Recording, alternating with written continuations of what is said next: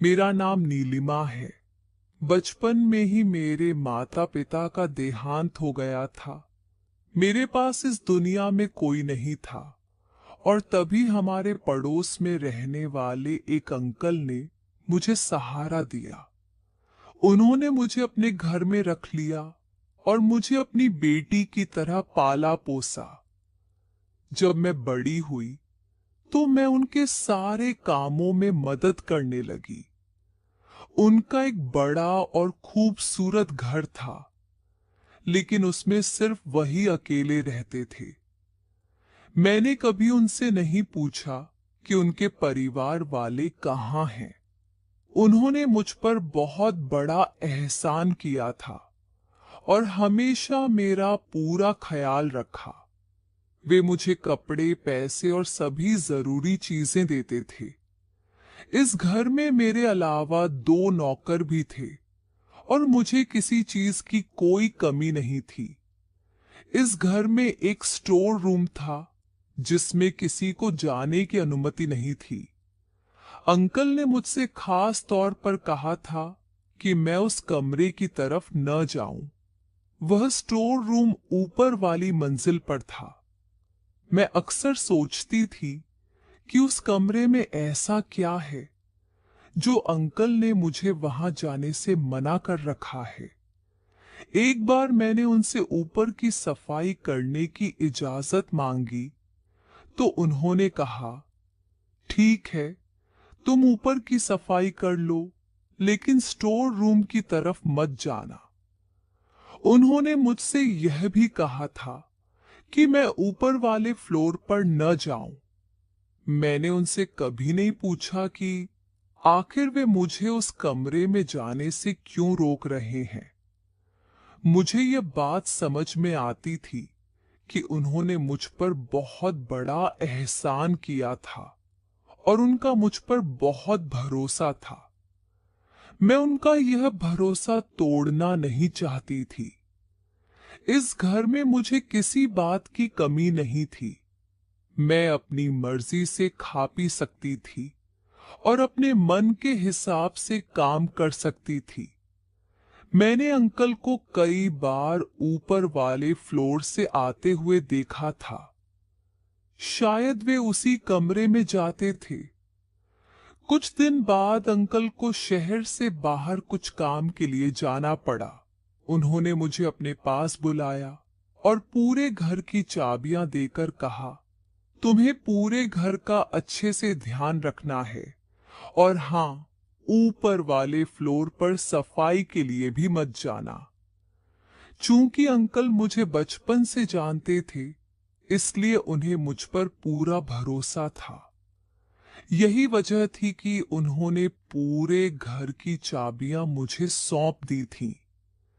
मैंने उनसे कहा कि आप चिंता न करें, मैं सब कुछ अच्छे से देखूंगी। अब मैं घर में अकेली थी और मुझे हर चीज की आजादी थी। अंकल के जाने के बाद मेरे मन में बार बार यह ख्याल आ रहा था कि आखिर स्टोर रूम में ऐसा क्या है जो अंकल मुझे वहां जाने से रोकते हैं। मेरे पास पूरे घर की चाबी थी, जिसमें ऊपर के स्टोर रूम की भी चाबी शामिल थी। मैंने सोचा कि शायद स्टोर रूम में अंकल की कुछ यादें हों जिन्हें वे किसी के साथ साझा नहीं करना चाहते। हो सकता है कि वहां उनका कोई कीमती सामान हो, लेकिन फिर मैं खुद को रोक लेती थी कि अगर अंकल को मेरी इस हरकत का पता चल गया तो उन्हें बहुत दुख होगा। वे तो मुझे इस घर से निकाल भी सकते हैं और उनके अलावा मेरा कोई सहारा नहीं था। इस विचार से मैं डर जाती थी। अंकल के जाने के 1 हफ्ते बाद मैं सोच रही थी कि क्यों ना ऊपर वाले फ्लोर की सफाई कर लूं। इससे मेरा समय भी बीत जाएगा और सफाई भी हो जाएगी। मैंने जब ऊपर सफाई करने के लिए जाना शुरू किया तो फिर से मेरे दिल में ख्याल आया कि मैं स्टोर खोलकर देखती हूं कि उसमें क्या है। इस बार मैंने बिना देरी किए चाबी उठाई और स्टोर का ताला खोलने की कोशिश की। मैंने डरते डरते स्टोर रूम में कुछ कदम आगे बढ़ाए। जो कुछ मैंने वहां देखा, उसे देखकर मेरे पैरों तले जमीन खिसक गई। मुझे कभी भी यह अंदाजा नहीं था कि उस स्टोर रूम में ऐसा कुछ हो सकता है। जल्दी से मैं दरवाजा बंद करके भागते हुए नीचे आ गई।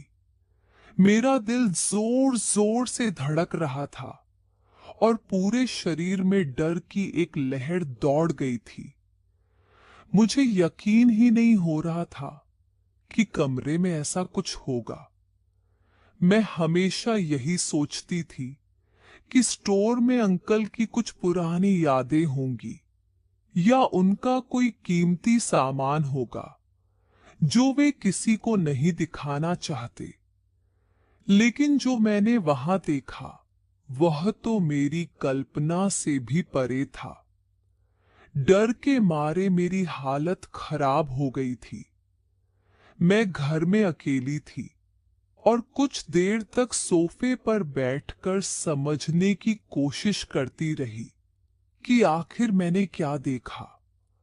कुछ समय बाद मैंने खुद को थोड़ा संभाला, पानी पिया और यह सोचने लगी कि अगर अंकल को इस बारे में पता चला तो शायद वह मुझे इस घर से निकाल देंगे। लेकिन मैं इस रहस्य को जानने की बेचैनी से भी चुप नहीं रह पा रही थी। मैंने सोचा कि अब मुझे अंकल के बारे में पूरी सच्चाई जाननी चाहिए। आखिर वे कौन हैं? उनका बैकग्राउंड क्या है? मैंने मन ही मन ठान लिया कि अंकल के कमरे में जाकर वहां कुछ ऐसा ढूंढने की कोशिश करूंगी जो इस रहस्य से पर्दा उठा सके। मैं धीरे धीरे उनके कमरे में गई और हर चीज की तलाशी लेने लगी। सौभाग्य से उनकी किसी भी दराज में ताला नहीं लगा था। शायद इसलिए क्योंकि अंकल को मुझ पर पूरा भरोसा था। लेकिन आज मैंने उनका भरोसा तोड़ दिया था और इसका अफसोस भी था। फिर भी मैं यह जानने के लिए बेचैन थी कि जो मैंने ऊपर देखा उसका असली मतलब क्या है। मैंने हमेशा यही सोचा था कि अंकल अकेले क्यों रहते हैं और उनका परिवार कहाँ है, लेकिन कभी उनसे पूछने की हिम्मत नहीं की। तलाशी के दौरान मुझे उनकी अलमारी में कुछ पुरानी फोटो और एक डायरी मिली। मैंने वह डायरी खोली और पढ़ना शुरू किया। जैसे ही मैंने डायरी पढ़ी, मेरी हालत और खराब हो गई। अब तक मैं अंकल को बहुत रहमदिल और अच्छे इंसान मानती थी, लेकिन डायरी में लिखी कुछ बातों ने मुझे सोचने पर मजबूर कर दिया कि शायद वे वैसे नहीं हैं जैसा मैंने समझा था। डायरी में सब कुछ स्पष्ट नहीं था, लेकिन कुछ बातें थीं जो मुझे थोड़ा थोड़ा समझ में आ रही थीं। साथ ही कुछ पुरानी तस्वीरें भी मिली। उनमें एक तस्वीर में अंकल के माता पिता थे और उनकी गोद में एक बच्चा था जो शायद अंकल ही थे। इससे मुझे थोड़ा बहुत अंदाजा तो हुआ, लेकिन पूरा सच अब भी अधूरा था। मैंने सब कुछ वैसा ही रख दिया जैसा पहले था, ताकि अंकल को यह शक न हो कि मैंने उनके कमरे की तलाशी ली है या स्टोर रूम में झांका है। अब मुझे अंकल से डर लगने लगा था। बचपन से मैं इस घर में अकेली अंकल के साथ ही रही थी, लेकिन आज जो मैंने देखा, उसके बाद उनके प्रति मेरा भरोसा डगमगा गया था। मैं बहुत घबराई हुई थी कि अगर अंकल को इस बात का पता चला तो वे मेरे साथ क्या करेंगे। अंकल के वापस आने का समय हो रहा था और मैं अंदर से बहुत डर गई थी। जब वे घर आए तो मैं जल्दी से उनके लिए खाना बनाकर ले आई और अपने कमरे में चली गई। मन में यही डर था कि अगर अंकल को पता चल गया तो न जाने वे मेरे साथ क्या सलूक करेंगे। कहीं वे मुझे जान से ही न मार दें। मैं अपने कमरे में आराम करने की कोशिश कर रही थी, तभी मेरा फोन बजा। डरते हुए जब मैंने फोन उठाया तो अंकल की आवाज सुनाई दी। उन्होंने मुझे अपने कमरे में बुलाया। यह सुनकर तो मेरा दिल जैसे धक धक करने लगा। मुझे लगा कि शायद अंकल को सब पता चल गया है। लेकिन जब उन्होंने कहा, सर्दी बहुत है, मेरे लिए एक कप कॉफी बना दो, तो मुझे राहत मिली। मैंने जल्दी से कॉफी बनाई और उनके कमरे में भिजवा दी। अंकल ने मुझे फिर से अपने कमरे में बुलाया और अपने पास बैठाकर पूछा, क्या तुमने मेरे जाने के बाद मेरे कमरे की तलाशी ली थी? उनकी बात सुनकर मेरे होश उड़ गए। मैं सोचने लगी, उन्हें कैसे पता चल गया? मैं चुपचाप सिर झुकाकर बैठी रही और अंकल फिर से बोले, आखिर ऐसा क्या चाहिए था तुम्हें मेरे कमरे से जो तुमने मेरी गैर मौजूदगी में वहां तलाशी लेनी शुरू कर दी? क्या मैंने तुम्हारा ध्यान रखने में कोई कमी छोड़ी थी? अंकल बहुत आराम से बात कर रहे थे, लेकिन मुझे उनका जवाब देते नहीं बन रहा था। उन्होंने आगे कहा, तुम्हें लगा कि मुझे पता नहीं चलेगा? जैसे ही मैंने अपने कमरे में कदम रखा, मुझे समझ आ गया कि किसी ने यहां तलाशी ली है। बताओ, आखिर तुम क्या ढूंढ रही थी? हर सामान को उलट पुलट कर दिया। मैंने सोचा, मैंने तो सब कुछ ठीक से रखा था, फिर अंकल को कैसे पता चला? फिर अंकल ने बताया, मैं अपने सारे सामान को बहुत अच्छी तरह से सहेज कर रखता हूं। मुझे किसी भी चीज का इधर उधर होना बिल्कुल पसंद नहीं है। शायद जल्दी में तुम सामान ठीक से नहीं रख पाई थी, इसीलिए मुझे पता चल गया। अंकल बहुत गुस्से में थे, लेकिन फिर भी नरमी से बात कर रहे थे। वे लगातार मुझसे सवाल कर रहे थे और आखिरकार मुझसे सच नहीं छिप पाया। मैंने बताया, मैं ऊपर की सफाई कर रही थी, तभी मेरी नजर स्टोर रूम पर पड़ी। मैंने अपना शक दूर करने के लिए स्टोर रूम का दरवाजा खोला और जो देखा उससे मेरी जान सूख गई। मुझे सच्चाई जानने के लिए आपके कमरे की तलाशी लेनी पड़ी। मुझे लगा शायद कुछ सुराग मिल जाए जिससे पूरा सच पता चले।